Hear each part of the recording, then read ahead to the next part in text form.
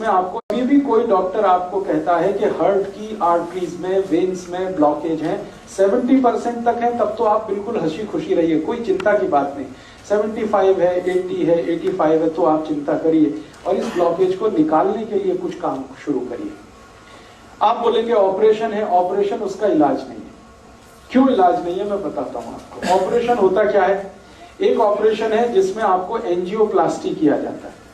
Angioplasty में क्या होता है कि मैंने बताया, ये जो एक तरह की आर्टरी है, मान लीजिए इसमें से ब्लड जाना है और ये रुक गई है, तो डॉक्टर एक छोटी सी स्प्रिंग है वो आपके आर्टरी में डालेगा, कट करेगा, यहां से आर्टरी को उठाएगा और स्प्रिंग उसमें इंसर्ट कर देगा। वो स्प्रिंग इतनी बड़ी होती है, वो जो बॉल पेन में आपने देखा है कि स्प्रिंग होती है, एग्जैक्टली वही स्प्रिंग, एग्जैक्टली वही स्प्रिंग, बस उस पर मेडिकेशन किया हुआ होता है, दवा उस पर लपेटी हुई होती है। वो स्प्रिंग 10 रुपए की बनती है, लेकिन आपके हार्ट में डलने के बाद उसकी कीमत 2 लाख रुपए हो जाए,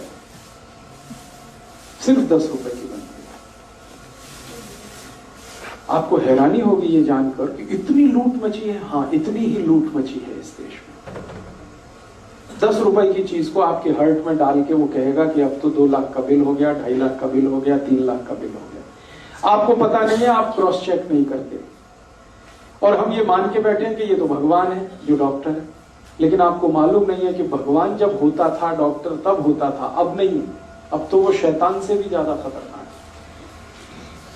भगवान फिर भी आपकी जान ही लेगा, ये तो इतना शैतान है कि जान भी लेगा, पैसे भी निकाल लेगा आपके घर से। हाँ, ये तो शैतान से भी ज्यादा खतरनाक। इसलिए मैं आपको थोड़ा अवेयर करना चाहता हूं कि हार्ट की प्रॉब्लम लेके कभी भी किसी डॉक्टर के पास आप जाएं और कोई डॉक्टर आपको ये कह दे कि आपका कोलेस्ट्रॉल बढ़ गया, इसके कारण ब्लॉकेज आ गया है, या ट्राइग्लिसराइड बढ़ गया, इसके कारण ब्लॉकेज आ गया है, तो आप बिल्कुल मत घबराइए जब तक आप अपनी रिपोर्ट नहीं देख लेते कि इसमें कितना % है। अगर 70 या 70 से नीचे है तब तो चिंता करने की बात ही नहीं। घर आइए, आराम से सोइए, खाइए पीजिए। 70+ है तो जरूर थोड़ी चिंता की बात है, लेकिन उस चिंता को दूर करने के लिए कुछ उपाय हैं जो मैं आपको बताना चाहता हूं। ऑपरेशन उसका उपाय नहीं है। क्यों? मान लीजिए उसने एक आर्टरी को कट किया और एक स्प्रिंग डाल दिया। स्प्रिंग मैंने कहा इतनी सी है, इतनी सी स्प्रिंग यहां आ गई, ठीक है।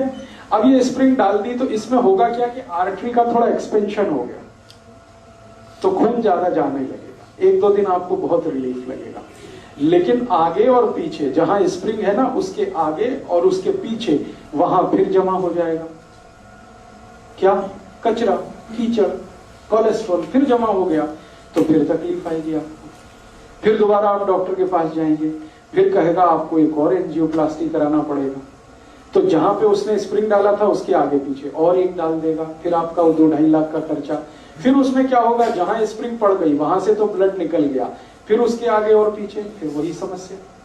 मतलब सीधा सा ये है कि ब्लॉकेज होने की टेंडेंसी जब तक आपके ब्लड में रहेगी तब तक ये होता ही रहेगा, आप चाहे कितनी एंजियोप्लास्टी करा लीजिए। और एक आर्टरी में 2 या 3 से ज्यादा एंजियोप्लास्टी हो नहीं पाती क्योंकि वो बहुत वीक हो जाती है। तब डॉक्टर आखिर में कहता आप बाईपास सर्जरी करा लो। बाईपास सर्जरी में क्या होगा, जो आर्टरी है उसके पैरेलल एक दूसरी आर्टरी लगाएगा और इसको बंद कर देगा। लेकिन अगर ब्लॉकेज की टेंडेंसी उसमें भी बनी हुई है तो थोड़े दिन में उसमें भी ब्लॉकेज आ जाएगा। कीचड़ भरने की अगर नाली में टेंडेंसी है तो नाली कितनी भी नहीं बनाते रहो, कीचड़ भरने ही वाला है। आप कुछ ऐसी व्यवस्था करो कि पानी के साथ नाली में कीचड़ ही ना जाए, ब्लड में कोलेस्ट्रॉल बढ़े ही नहीं, ट्राइग्लिसराइड बढ़े ही नहीं। और कोलेस्ट्रॉल बढ़े तो वो बढ़े जो अच्छा वाला है, जिसको हम HDL कहते हैं। खराब वाला क्यों बढ़े, LDL और VLDL। तो मूल बात जो हमें समझने की है वो ये कि हार्ट की प्रॉब्लम में कभी भी आपको डायग्नोसिस कर दिया किसी डॉक्टर ने कि आपको हार्ट अटैक आने वाला है, हार्ट फेल होने वाला है, कार्डियक अरेस्ट होने वाला है क्योंकि आपकी आर्टरीज में यहां ब्लॉकेज है, यहां ब्लॉकेज है, तो इसमें चिंता नहीं करना है, चिंतन करना है।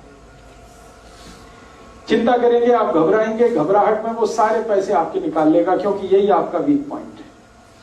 आप चिंतन ये करिए कि मेरे ब्लड में जो खराब कोलेस्ट्रॉल है वो बढ़ क्यों रहा है, ये कम हो जाना चाहिए।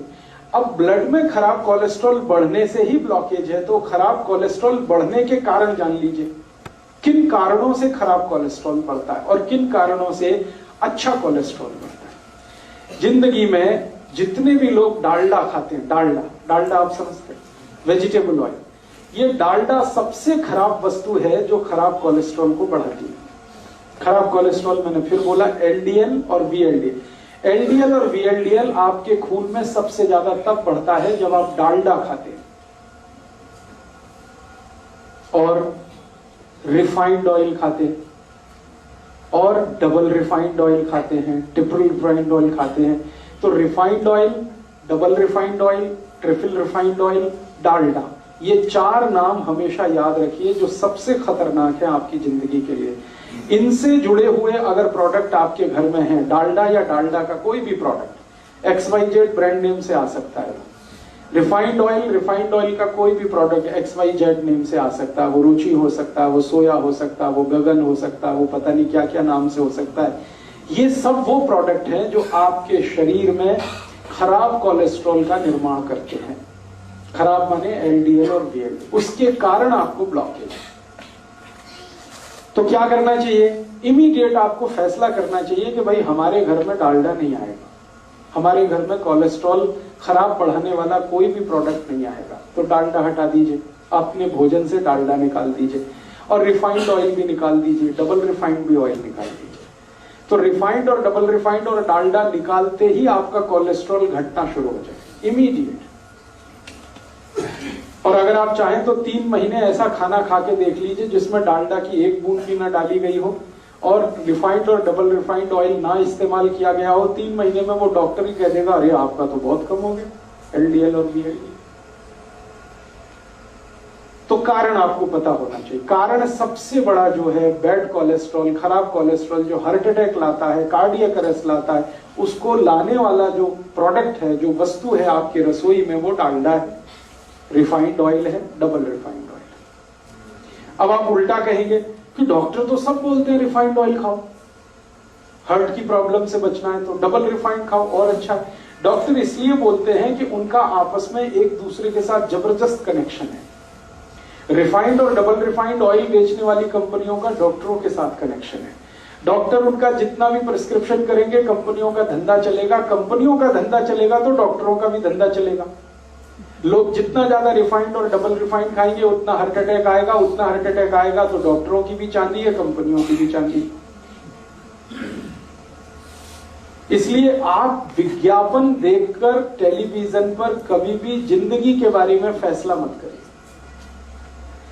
टीवी पर ऐसे ऐसे विज्ञापन आते हैं, कोई पत्नी अपने पति के बारे में बात करती हुई कहती है कि इनको तो ये तकलीफ है तो मैं उसी दिन से सोया वनस्पति ऑयल ले आई, तो ये ऑयल ले आई, तो वो ऑयल ले आई। बस यही खतरनाक, क्योंकि एक भी विज्ञापन सच नहीं होता।